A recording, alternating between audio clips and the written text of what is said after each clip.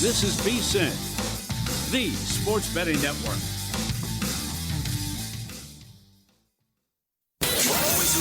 Follow the money. That's what I always say. You always follow the money. Yeah. This is Follow the Money with Mitch Moss and Paulie Howard on VSiN.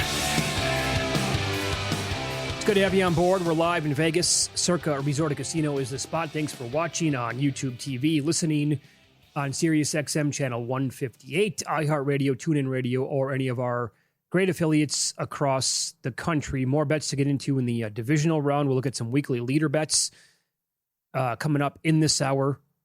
Also, news that came in the last half an hour. Sam Darnold has been listed questionable by the Seattle Seahawks for the game on Saturday against the San Francisco 49ers because of an oblique injury. Clint Kubiak, offensive coordinator, declined to talk about it. Drew Lock took reps today. And on the odds screen, nothing has changed yet. That's the key number of 7. I haven't noticed any book moving anything, and I don't think they're going to until anything would become official. There he is. He's got the gun. Sure. Going for a jog. Nothing to see here. Got the helmet on. 2 days away from game. On X, you can always get in touch with the show. At VSiN Live, at Mitch Moss Radio, at Paulie Howard. This is from Mystic Rich. If Darnold's injured and Drew Lock starts, it's time to panic. Darnold's the only reason why I bet the 49ers. Oh, come on. So would people like the Seahawks more if the number comes down with Drew Lock? That's not bonkers. Like, I think if the number comes down... The guy had a good year. I know he did. I understand that. It's just people are betting on the history here.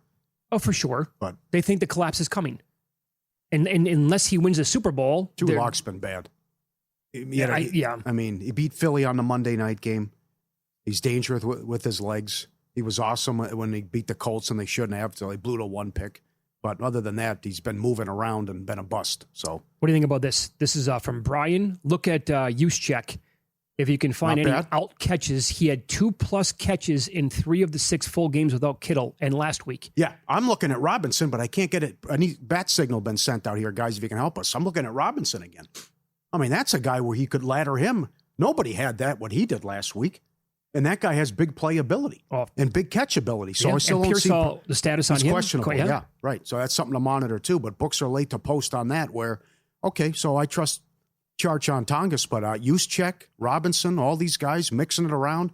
A ton of McCaffrey makes a lot of sense. But the guy who did a lot of damage against Philly and the guy who's had some good moments has been Robinson too. Sure. Now Seattle can be had again by tight ends. Charch and I are on the same page for a lot of stuff you brought up earlier today, one of which would be Tongas. I was actually looking at him. I love this, by the way. I want this posted at several books every week next year in the regular season. Which tight end will have the most receiving yards for the week? And I also want which running back will have the most receiving yards for any week.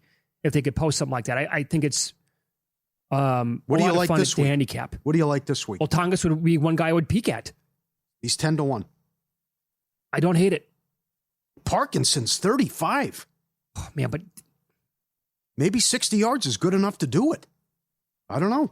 He likes to sprinkle it around like he 8 does. Tight ends that they play. I know he does, but Parkinson can have 2 25-yard catches, no problem. Yeah, don't you think Parkinson, by the way, could be, if he had a team all to his own as like the number 1 tight end and real no stiff cup, like he could really be one of the better guys in the league? Barner can't be 11-1 and Parkinson 35. No. I'd much rather have Parkinson. And he's a lot better, better odds. Kincaid's plus 650, Hunter Henry's 5-1.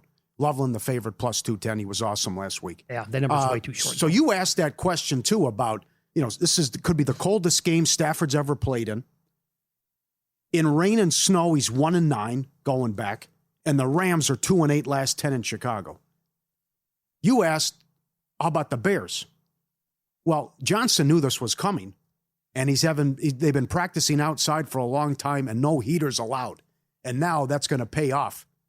And now the players, after complaining for a while, said, okay, there's a method to the madness. I know why you made us do this all this time. So now it arrived, and it's finally here on Sunday, where we're looking at maybe 10 degrees and 1 win away from going to the NFC title game. Yeah, no, I will say this. I mean, living in Los Angeles, now not every player has been with the team for like 10 years. I get that. But when you're in a warm weather climate, your blood becomes accustomed to that. I mean, we can speak to this. You and I are from the Midwest. I used to play basketball in shorts in around freezing temperatures in February and March outside with my buddies. And when it would finally become like 35 degrees and the ice would melt and turn into puddles, it wouldn't matter. We'd have T-shirts and shorts on. I was never impacted by that. Now my blood is thinned out after being in the desert and 110-degree summers for 20 plus years. And I'm not nearly, like the wind out here impacts me much more than when I would have been younger. So once you get used to that, and we, like Lance on X said yesterday, these Bears players, even though they haven't played in playoff games before, they're like living in this, and they have now, like your body's going to get used to that over at least how many ever days we're talking about here. And I can see that. To me, it took a long time for my blood to thin out, but it finally got there. It happened Sunday night. Yeah. I think it was more they were out coached, but the Chargers weren't ready for anything. And that is now 1-15 with that angle, where you're in warm weather dome / whatever you want to call SoFi, and going back when you're playing under 40 degrees, plus all those issues the Miami Dolphins have had. Yep. They might be tough guys in the pregame warm-ups, take the shirts off, but as Packer players said, we knew they couldn't handle the cold in that game in Lambeau 2 years ago. Okay, so Steve Makinen, great trends, great historical numbers every single week in the NFL, vsin.com. We've had 5 road favorites in the last 29 years of the divisional playoffs. The Niners, they were the first team to win in 2014. That was Kaepernick going to Carolina, and they pounded Cam Newton and the Panthers 23-10. The other 4 lost outright and ATS, including Baltimore last season in Buffalo. Yep, blew the game. We're going to have 2 this week, but now the Broncos are favored. The Rams are the only other road favorite this week. It's not going well for teams like that over the years.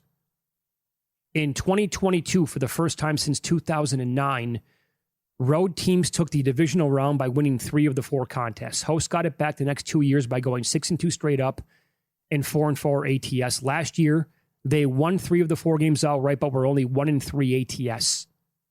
Dogs were 4-0 ATS last year. 4-0 ATS in this round a season ago. Home teams since 2009, 46-18 straight up, but only 31-32-1 ATS in the divisional round, 49.2%. Also, 8-12 ATS the last 5 years. Not good. Going to go bankrupt like that. Point spreads have proven to be a strong giveaway as to which team should win in divisional playoff games. Home favorites of 5.5 points or less, 5.5 points or less, are only 17-15 straight up, 13-19 ATS since 2006. When they're laying 6 points or more, 34-13 straight up, 21-25 in ATS. He's got numbers upon numbers for this round. Road teams strong lately in the divisional round when in the plus 3.5 to plus 9.5 range. 29-17-1 ATS, 63%. The Niners fit that this week. As Makinen wrote, again at the website, teams fight all year long to have home field advantage throughout their conference playoffs. However, it has not lasted long. 1 seeds are 30-14 straight up, but 15-28-1 ATS going all the way back to 2004. Can't believe that. I know. Cannot believe it. The last time the 1 seed in the NFC won the Super Bowl was 2017. Look what happened to Detroit last year, too. Yeah, sure. It's funny. Yeah, he pointed that out, too. So a couple times it was Dallas. It was, the 1 seeds have been on a bad run in the NFC. Well, especially for what it's worth, when they play 6 seeds, we got 2 of those this week. But when 1s take on the 6, home teams are 13-8 straight up, but 6-14-1 ATS. Lions were pounded last year. Couldn't stop the Commanders to save their lives, and now we get Buffalo and the Niners as those 2 6 seeds on the road against the 1s this weekend. Good stuff from Steve Makinen at the website again. Mm-hmm. I want to. This Darnold thing is absolutely fascinating. Here we are on Thursday, and at like 4:30 Eastern time, the news come down that look at this, oblique suddenly questionable. Maybe it's absolutely nothing to look at, but who knows? Well, it's not ideal. Even if he doesn't, Drew Lock taking the snaps. Sure. I mean, this is be a sick way to go out. The year they've had. Second biggest playoff underdogs in franchise history for the Niners. Well, yeah. That's surprising. 10-point dogs, I think, in the 70s at one of those games. I want to see if Dr. David Chow, who joins us on the Sunday morning tailgate show, he has not put a video out yet on X, but I'm curious what his thoughts are on the oblique with Darnold here. Again, we're approaching game day in a couple of days. He did tweet out a thought on Fred Warner. He was out there today on the practice field, but he did not have a helmet on. Dr. David Chow retweeted a video of this, and he said the ups and downs of accelerated rehab, still great progress, return soon as possible, but not at 100%. I wonder what Warner would be at. I like this angle, by the way, that people have been talking about. He covering guys out of the backfield, tight ends, whatever. This is a good discussion. Like, can Warner play next week? Can Nico Collins play next week? Sure. All this. But maybe, Warner, you can't expect him to be the same guy. But what does he mean as a leader out there, barking signals and as like that green dot and the captain of the defense, and what that could mean, and how these players realize like what kind of a special season that they're putting together. There was a tweet today from Hembo, who works at ESPN, the dollars that were lost this year because of injury and the team's record. The Niners, the salary cap, right? And how many guys they've lost. They've lost like $153 million worth of guys. And here they are. And they were playing for the 1 seed. Every other team was like 3-14. Oh, God. That lost that much talent. I think he should win Coach of the Year. So do I. The other thing is now people are so paying attention to what that report is. And then Kittle got hurt that now the report is free agents are saying no San Francisco. Oh, because of the electromagnetic thing, whatever's with the substation by the facility. Time to panic there. I think it's, satanic black magic. More divisional round stat leaders coming up next. I was surprised to see this team ranked dead last in a key metric on defense. I'll tell you who it is next.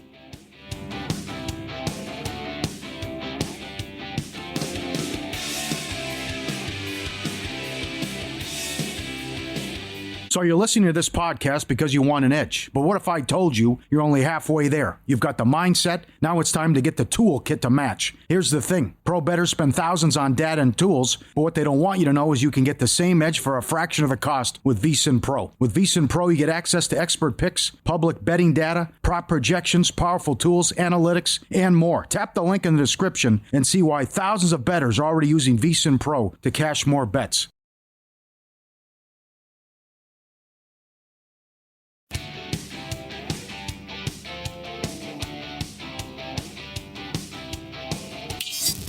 This is Follow the Money on VSiN.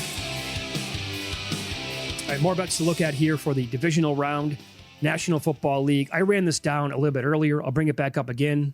Where you can look at the weekly leader numbers. Paul Charchian was on 45 minutes ago. He made a case for R.J. Harvey to be the guy for the most rushing yards. I agree. I think he has a big game on the ground and maybe certainly over his receiving yards, too. There'll be targets for him. He's plus 850 most rushing yards. So there's a guy at that same number.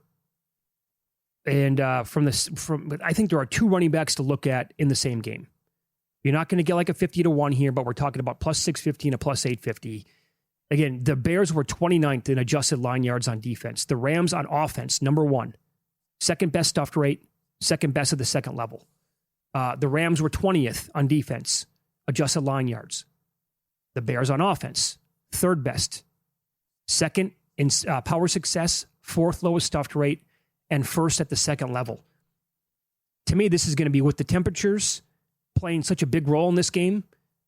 Again, maybe it doesn't have an impact. The wind is going to impact, obviously, the passing more than anything else.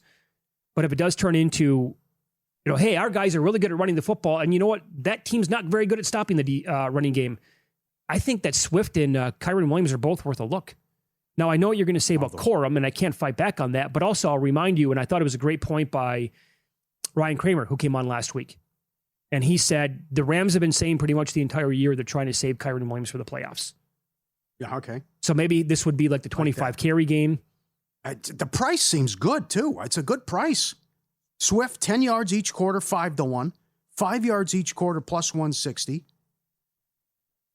Swift and Williams, 25 yards each half, plus 650. Yeah, and they got the same stuff for Williams, too. I did lose on one of the Williams bets earlier, but that's because he got 2 carries, I think, for 4 yards on the first drive, and then they brought him Corum. He didn't get the ball again in the first quarter, but that goes back to I don't know if we'll see that this time around. So Swift and Kyren Williams, 25 yards each half pays plus 650. Yes. Man, Come on. I think that might be worth a nibble there. Yeah. It's a great market. It's a great job by their traders at Will Hill and Caesars. Every game, they got 200 different options like that with combos or individuals as well. It's excellent. So the Patriots overall, they have full season again, really good numbers against the rush. Like, for example, second level in open field, they're 7th and 8th overall in the entire league. Stuffed rate, they were 13th. But how about power success allowed? Dead last. Nick Chubb, 2 touchdowns. Oh, wow. At the goal line, they yank out marks. Stover? Tush push? Oh, I'm talking, well, would they use that twice, you think? I guess if it works the first time, huh? The more I think about it, we have to bet again every team to have a rushing touchdown. 45-1. Bears game? Yes. Patriot game? Yes. Bills game? Yes. I'm going to say Texans game. I'm not so sure. Ah, come on. They'll get in the end zone. Both defenses are so good. Would you be surprised? Well, you're going to be because you want to bet a touchdown in every quarter or point in every quarter. We almost had, if that's the game, I would point to New England. If you get a scoreless quarter, I would say it's the Patriot-Houston game. How about a no touchdown in one of these games? Man, I thought the Texans-Steelers game was trending that way in the second quarter still the other night, and then they popped off some good runs, and Marks finally got in the end zone. I think May will take care of the ball, but I can't say the same thing about Stroud. And also, maybe there's a big special teams play coming. That could happen too. Yeah, so the two guys I would look at, again, not the biggest numbers, but I look at Kyron Williams there and also DeAndre Swift.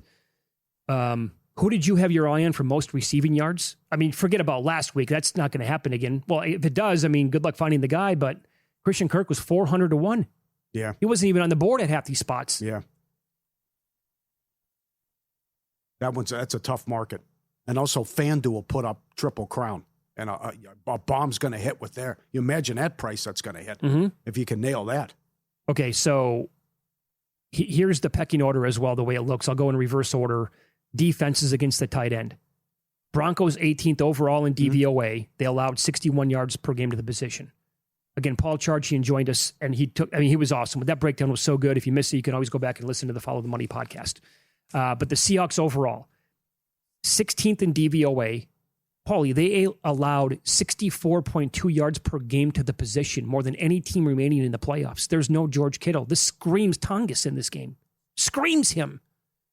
So I don't know if you want to bet he's now down to 9-1 at DK most receiving yards for a tight end. But 10 at FanDuel. 10 at FanDuel. Shop around. Okay. But I do like the catches. I like the yards. I don't mind the anytime touchdown on him.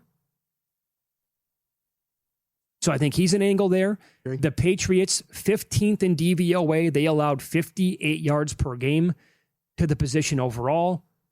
That would be a Dalton Schultz spot, but he's 5-1 most yards for a tight end. The Bears were 10th, allowing 52.4 yards per game. You brought up Parkinson, 30-1. I like that number. It's a good number. I think that's worth a flyer on it. But my concern would be, is it going to be Higbee? Is it going to be Ferguson? Like, who else is he going to throw to at that position? I'm still waiting on receiving. They haven't put it up yet. That's the problem. They take their time on this. But I know he sprinkles it around, but I still think Parkinson could have 80 yards, 60 yards. You got to fade Loveland, who's going to be a big part of the offense too. But that's another one which I mentioned earlier. Loveland and Puka. 5 yards each quarter. And then 10 yards each quarter. 5 yards each quarter is 9-1. I don't think it's asking a lot to have one catch for those guys every single quarter and how big part of the offense they're going to be. It's going to be. Keep in mind, the 49ers allowed 10 touchdowns to tight ends. 10. 57 yards per game. But Arroyo is now trending in the right direction. Yes, right. That hurts the Barner. Yeah, and he's 10-1 most. And a good job. He's at least listed. Arroyo's 125-1. If the craziness could happen. Sure. And I will point out with the Texans, because Hunter Henry has been one of May's favorite targets the entire year. Yep. Now, he's 5-1 most yards by tight end this weekend. The Texans are the second best team defensively, DVOA-wise, against tight ends. They only allowed 45 yards to the position, but 8 touchdowns overall, too. Ooh. Now, nobody remaining, obviously, is close to the Bengals that bet against tight ends, but I think some of these defenses can be exploited a little bit anyway. All right. I'm going to rule out Matthew Stafford most passing yards, by the way. He's like 2-1 in some spots. Way too small of a Come number. on. I don't want to get involved with that weather game. Yeah, right. Yeah, hopefully weather's a factor and then a nice ticket could cash there. May is 6-1. Very good defense he's taking on. Boy, the more you watch some of these videos and previews, it's like they think May is going to have a lot of damage done on the ground again. Maybe 6-1 most rushing isn't bad. And maybe 35.5 is a gift. Boy, that's another great market to put up. And Most yes. rushing yards by a quarterback on a weekly basis. Yeah, that's strong. That would be good. But it's like what Sal Pal said.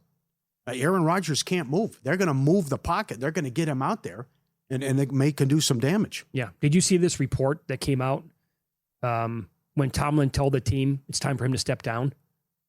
Evidently, Rodgers was in tears and said, "I'm sorry." And I think it was TJ Watt fighting back tears as well, said, no. I didn't see that.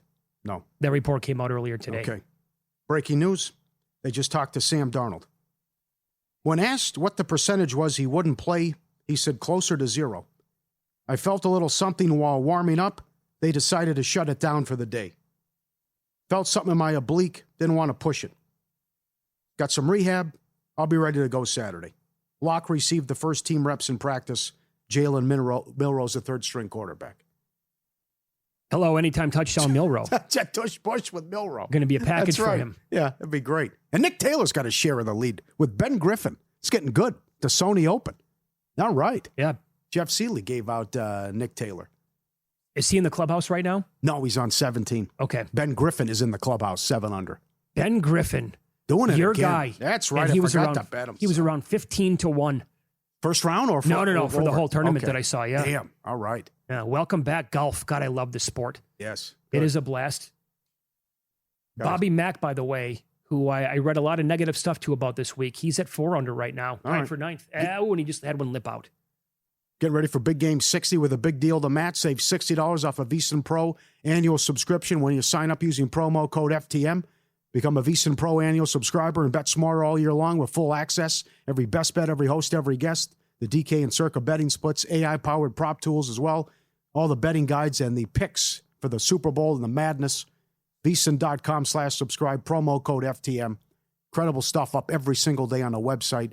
College hoops, Cohen, Peterson, golf, Nigel with the soccer, Mackin with all the NFL. It's incredible. FTM is your code. Save money today. VSiN.com/subscribe. Okay, so if Sam Darnold's that confident, then again, this comes down to teams recently listing players as questionable when they come down with an illness, like on game day or like on a Saturday night before the game on Sunday.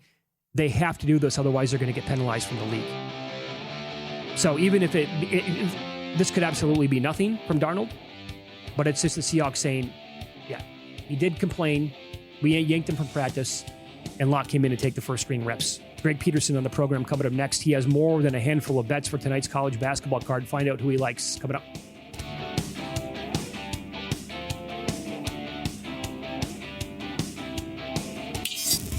This is Follow the Money on VSiN. Talk some college basketball here as we head out to the Progressive guest line. Greg Hoops Peterson joins the program. You can get his daily write-ups, and he is not shy about firing away. Even when we have only one team in the top 25 ranked tonight, he likes to roll up the sleeves. He gets down and dirty with the lower leagues as well. We'll get his best bets here. Greg, good afternoon. Thanks for the time, pal. We appreciate it. I want to begin with this. So the latest betting scandal in sports involves college basketball. Again, to go over some of this stuff, these bettors were getting down $458,000 on a Towson game. How about $424,000 on Kent State to cover the first half against Buffalo?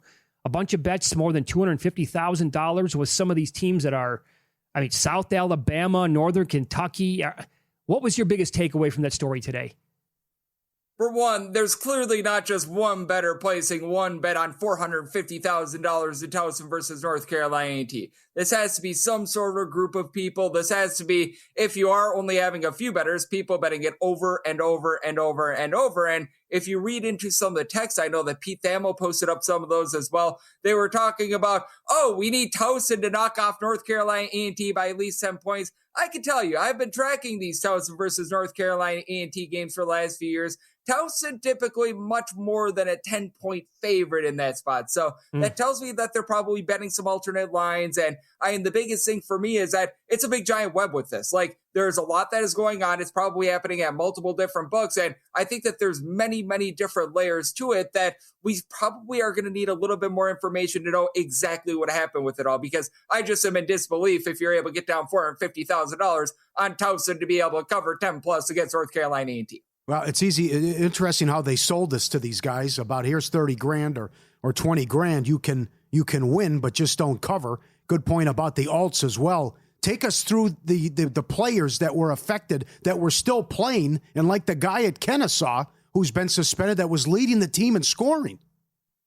Yeah, Simeon Cottle being out for Kennesaw State, that's actually a really big deal. Like, typically with these betting scandals, you might have like one guy that was averaging 2 or 3 points that's off the team. Like, I know that Wisconsin had one of the guys from Temple and he never got out there on the floor. That was a big giant nothing burger. Like, this legitimately affects Kennesaw State big time. That is their top scorer for a team that plays super up-tempo, guy that has the ball in his hands quite a bit. He's probably worth at the minimum 3 to 3.5 points to the line for Kennesaw State. That's going to be hurting them. The guy Carlos Hart for Eastern Michigan, he's one of 3 guys that averages double figures for them. I have to downgrade Eastern Michigan for them now. Now, with Kenyon Shell, he wasn't doing a lot for his team, so that one is not going to be too much. But, like, there's actual players that are making meaningful contributions that have been listed here. They're all been suspended indefinitely. You want to be really brushing up on this, whether you're someone that's looking into this or not, because this affects the teams out there on the court this year, which makes this very different than a lot of the other scandals in the past. All right, let's go hardcore tonight. Again, Gonzaga is the only ranked team in action,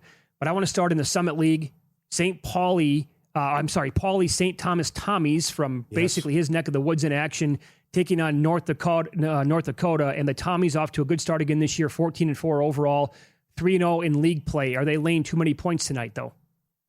I think so. When I was writing this up, I was seeing this line right around 9.5 and 10. I took the points with North Dakota. Now, North Dakota, not a great defense. They are outside the top 275 in terms of points allowed on a per possession basis. They do one thing well, though. They generate turnovers. They are 29th in the country in terms of turnovers forced on a per possession basis, and they go up against the St. Thomas team that has been a solid offensive team. They're in the top 80 in terms of points per possession. Here's what St. Thomas won't do, though. Give themselves extra opportunities to score. Out of 365 Division I teams, they are currently ranking, depending upon the day, 362nd or 363rd in terms of offensive rebound percentage. So if they miss their first shot, they're not really going to be able to get a second opportunity. And North Dakota has been pretty good in terms of not allowing those second and third chances. They've got a guy in Eli King that began his career over at Iowa State. He's been a nice little bit of Sachi suffer for them. North Dakota, they've struggled a little bit with their scoring as well. And they're a little bit more of a mid-tempo team this year, not necessarily cranking up the tempo, but I think the way that they generate turnovers, the way that St. Thomas doesn't give themselves second chances to score, that allows North Dakota on their home floor. And it's not necessarily the easiest road trip for St. Thomas here for this North Dakota team to hold in there. So took the points we here with North Dakota right now, seeing that 9.5 to 10. All right, don't look now, but Doug Gottlieb's crew, the Phoenix of Wisconsin, Green Bay, playing much better basketball. Now, he quit the radio job, and I think it makes a little bit of sense here that the team's been on the uptick. They are undefeated in the 2026 calendar year, and they're 5-2 in conference play in the Horizon. They're on the road tonight, laying about 3.5 against Cleveland State. Do you trust the Gottliebs here, the Fighting Gottliebs, or do you want to go the other way? I think that this is actually a bad matchup for UW Green Bay, and I recognize that Cleveland State has been a rough team thus far this season, but personally, I made Cleveland State the 1-point favorite here because with Cleveland State, their biggest weakness has been losing the turnover battle. They're outside the top 300 in terms of turnovers per possession on offense, outside the top 275 in terms of turnovers generated on a per possession basis on defense. But here's what UW Green Bay does not do: generate turnovers. Bottom 10 team in the country in terms of turnovers forced on a per possession basis and they don't give themselves second chances. Bottom 15 team in terms of offensive rebound percentage, and this Cleveland State team shoots it well from three-point range. Top 75 team with their three-point shooting percentage. Trey Beard has been able to give you 15-plus points per contest. He shoots it relatively well from the outside. It's a Cleveland State team that does an okay job in terms of being able to give themselves some second and third chances. They've had a few guys be banged up, especially some of their low-post presence that are back. So I do think that Cleveland State is a little bit better than their metrics would indicate. And for this UW Green Bay team, you do have Marcus Hall as the main constant for them, but it's been a little bit hit or miss as to who's been able to step up for the team outside of him. So I'm going to trust in Cleveland State here on the money line. And for Cleveland State, they're a team that's really looking to push tempo right now. Top 50 team in terms of total possessions per game. They're really giving it up on defense. And frankly, both of these teams are. If this does come down to the spread, right now you're probably going to be getting a little bit of late game fouling at a 150.5. I think that those late game free throws can also push you over the total. Let's follow the money here on VSiN, the Sports Betting Network. Our guest, Greg Peterson. He does daily write-ups, college basketball savant here at VSiN. You can go check him out at vsin.com during the college basketball year, baseball season as well, along with other sports. Let's stick in the horizon because IU Indy is a team that caught our attention to begin the year. New coach, crazy hectic pace he wanted to bring to this program. And the first game against Ohio State, both teams scored over 100. So it's like, oh my God, these books can't make the totals high enough. Then they started to play a bunch of unders. Now they're a bad basketball team. They're 4-15 and 0-8 in league play. But tonight's game against Robert Morse, small enough a number for you to maybe trust this team to go over yet again? Yes, because with IU Indy, their totals got way overinflated after their first few games. They played that harebrained game against Long Island. You mentioned that game against Ohio State. And then from there, they just kept on going under because they kept on placing these totals right around the high 170s, the low 180s. And IU Indy has slowed down a little bit more in conference play, but they're still a team that ranks in the top 10 nationally in terms of total possessions per game. And for IU Indy, if they don't generate a turnover, you're going to get very clean looks for one, and two, they get absolutely dominated on the glass. And one thing that this Robert Morris team does an amazing job of is grabbing offensive rebounds. Top 25 team in terms of percentage of their missed shots that result in an offensive rebound. You've got Nikolas Chatakoulis along with Deshaun Good, who's been very good, combining for about 15 to 16 rebounds per game. So they are going to be able to get those second and third chances. And for IU Indy, they've actually played about 2/3 of their games to the under. I think a lot of people would be surprised by that because you saw those first few games of the season go over the total. They got overinflated. Now you're finding the buy point once again on the overs because a lot of people are like, hey,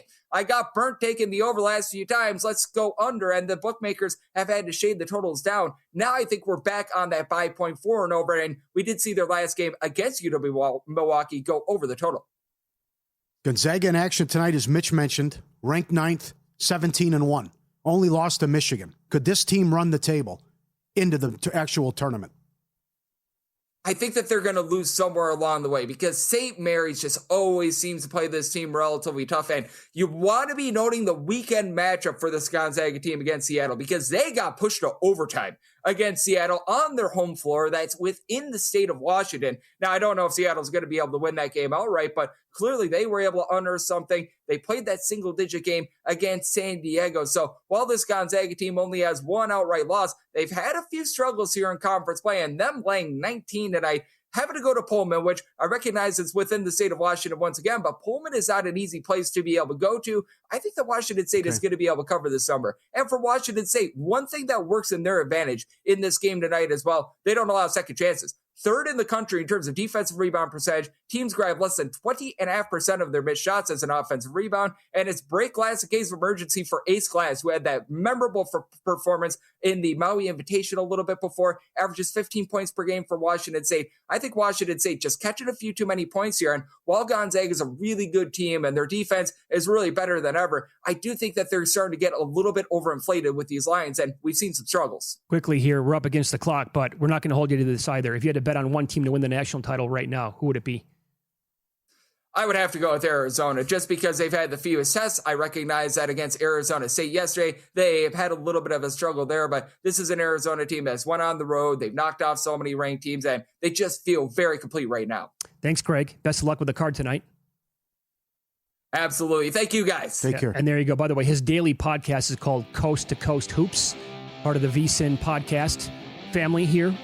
Does a great job. He really hardcore with the breakdown, as you can tell there. Again, Coast to Coast Hoops is a podcast. Daily write-ups at vsin.com as well. Latest news in the National Football League. Received an injury update from a head coach this morning. Wasn't great news for the team. That's next.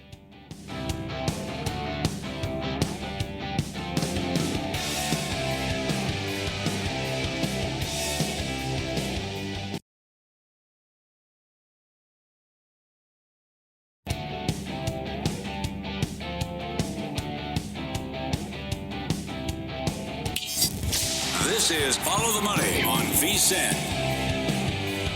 More news today. Big news, National Football League. Very early this morning, it broke that John Harbaugh accepted a deal to become the next head coach of the New York Giants. And early reports today suggesting that he's going to bring Monken with him as the OC. Wow. I don't like it. Okay. Do you? $20 million a year, 5-year deal. Well, let's see. I like it, right? If you know your guy that you want and you don't want to mess around, you have to go through the interview process, obviously, in the NFL, the Rooney Rule. But if he's the guy that you're going to target, there's no salary cap here with the coaches. You can offer whatever you want. That's why I said last week, if the Lions really don't want to lose Ben Johnson, offer him $12 million to be the OC. Who cares? It's funny money.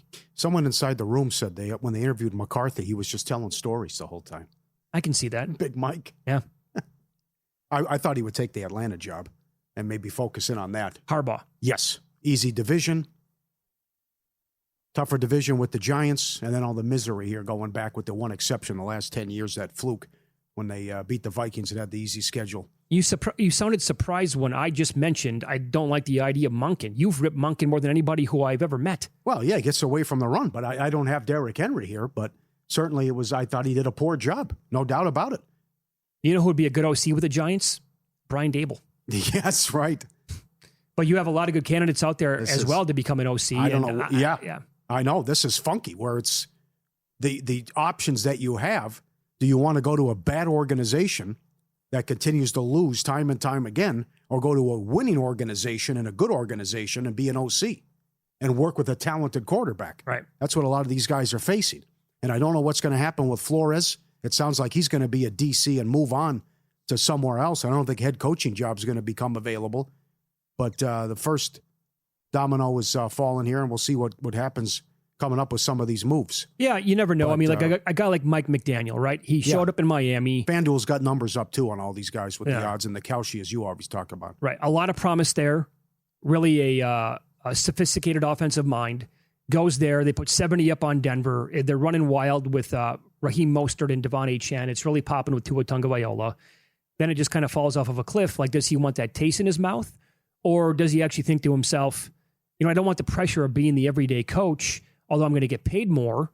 I could maybe take the job with Detroit and go work with Goff and Gibbs and Montgomery and Amon-Ra St. Brown and Sam you see what I'm saying? Like, that's a luxurious job to have. That's not an insult. I think that would be, a guy like McDaniel should look at it as an honor to go there and coach that offense. Because no matter what team he's going to take in the NFL, they're probably not going to have those weapons. How many teams have those weapons? Hey, we're seeing a lot of guys going one and done, too. That's been happening. And we talked, I can't believe this. There's 9 openings. So there was 10 4 years ago. Right, but I also think no one has patience either. Here's the thing. You can tell right away, I think, some of the coaches who have it and some who don't. Do we think Aaron Glenn's going to blossom into a great NFL coach? No. It seems highly unlikely. A guy like Ben Johnson has a chance to be like completely elite, but he's got to get that Dan Campbell stank off of him from going for it on 4th and 5 at his own 30-yard line. There's aggressiveness, and then there's stupidity. Yeah. Also, this is so Ty Johnson did not work out today. Last check, to be determined if he's going to actually be able to give it a go in this game for the Bills on Saturday against Denver. Jordan Poyer, Maxwell Hairston, secondary players for the Bills, both out in that game against the Broncos. Can Bo Nix exploit? It's a really good passing defense. It's a pretty poor rushing defense, as we all know, for the Bills.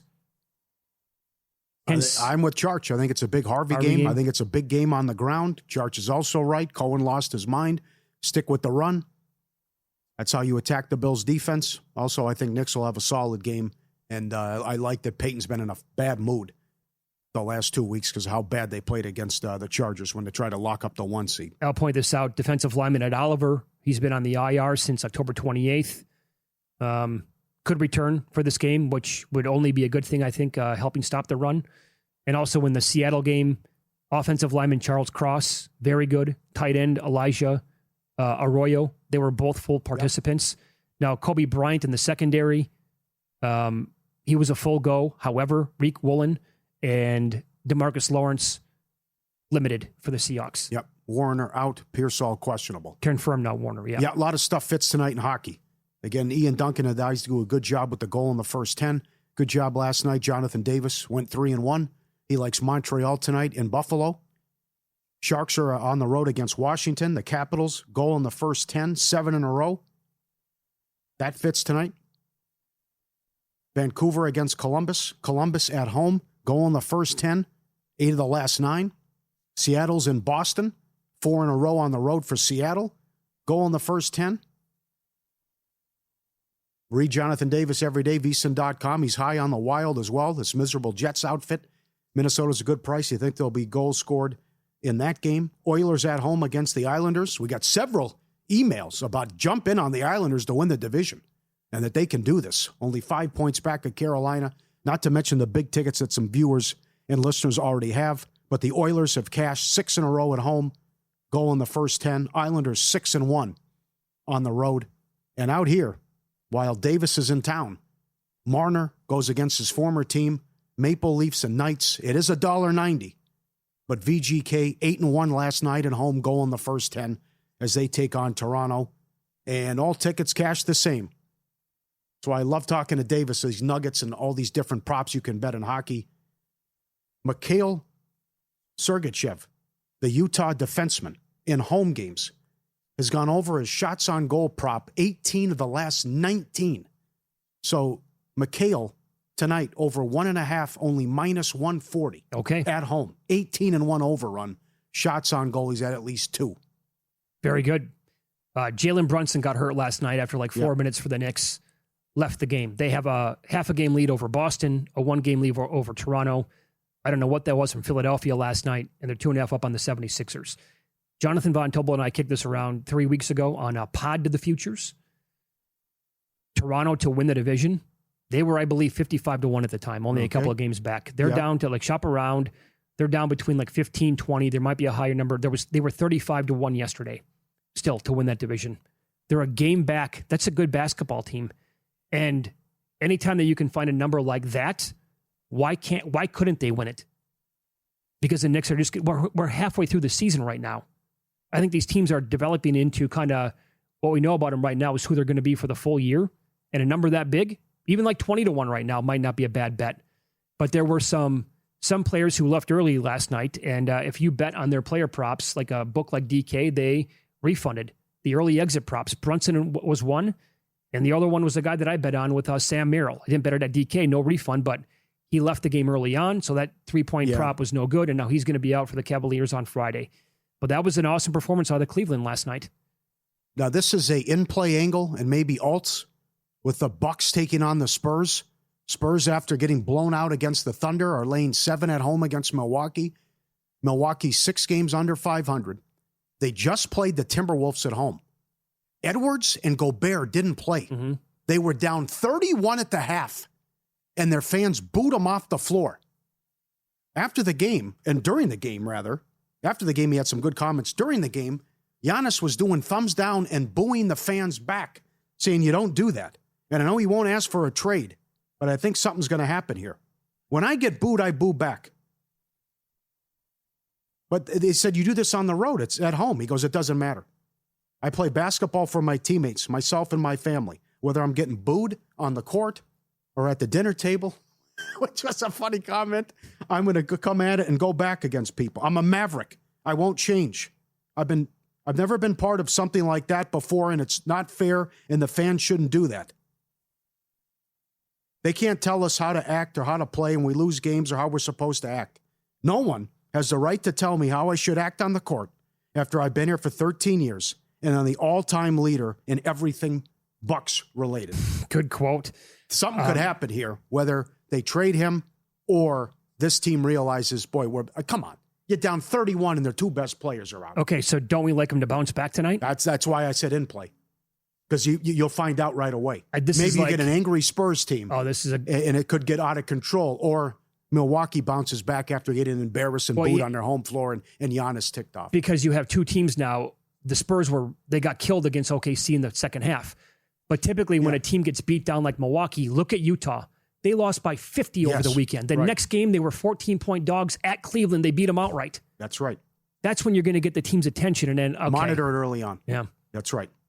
We talk all the time about making smart bets, and smart advertisers are doing the same thing with Mission Media. And as VSiN's exclusive ad partner, Mission Media gives you direct access to one of the most loyal, action-oriented sports audiences anywhere. Your brand deserves more than impressions. It deserves influence. Get started at vsin.com/advertise or email advertising@vsin.com.